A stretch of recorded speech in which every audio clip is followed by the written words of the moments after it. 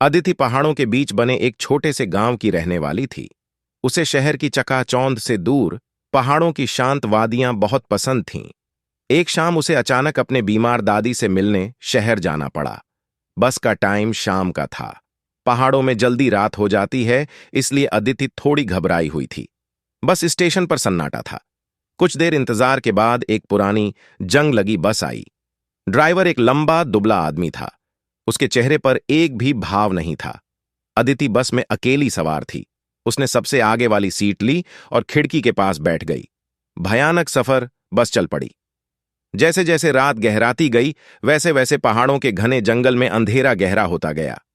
पेड़ों की काली परछाई खिड़की से अंदर झांकने लगती थी।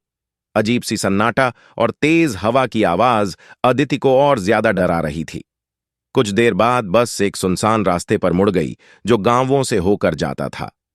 रास्ते में अक्सर अंधेरे में झोंपड़ियां दिखतीं, जिनके टूटे हुए दरवाजों से अजीब सी रोशनी बाहर आ रही थी। अदिति को लगा शायद यह रास्ता गलत है। तभी अचानक बस रुक गई। ड्राइवर ने पीछे मुड़कर भी नहीं देखा और कहा, कुछ देर रुकना पड़ेगा, गाड़ी खराब हो गई है। अदिति घबरा गई। उसने पूछा, यहां कहां रुके हैं? आसपास कोई गांव भी तो नहीं है? ड्राइवर ने कुछ नहीं कहा। बस सन्नाटे में खड़ी रही। समय कटने का नाम नहीं ले रहा था। अदिति डर के मारे कांप रही थी।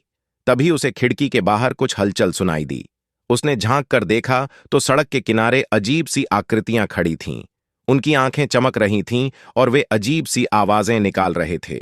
सपना या सच? अदिति चीखने लगी, पर उसकी आवाज जंगल में खो गई। अचानक बस का दरवाजा खुल गया। वे खौफनाक आकृतियां बस के अंदर घुसने लगीं। अंजलि जोर जोर से चिल्ला रही थी, पर कोई उसकी मदद करने वाला नहीं था। अचानक अदिति की आंख खुल गई। वह अपने बिस्तर पर बैठी हुई थी, पसीने से तरबतर थी। बाहर सूरज की रोशनी आ रही थी। वह बस एक बुरा सपना था। अदिति ने राहत की सांस ली, पर उसे अभी भी उस रात के सफर का खौफ सता रहा था। वह उठी और खिड़की के पास गई। नीचे सड़क पर वहीं पुरानी बस खड़ी थी, जिसे उसने सपने में देखा था। बस का दरवाजा खुला हुआ था और ड्राइवर कहीं नहीं था। अदिति की चीख निकल गई। शायद वह सपना नहीं बल्कि एक भयानक चेतावनी थी। अदिति दौड़कर अपने माता पिता के कमरे में गई। उसने उन्हें रात का सपना बताया और सुबह खिड़की से देखी बस के बारे में भी बताया। उसके माता पिता पहले तो उसे शांत करने लगे, यह कहकर कि यह सिर्फ एक बुरा सपना था। पर अदिति जिद करती रही।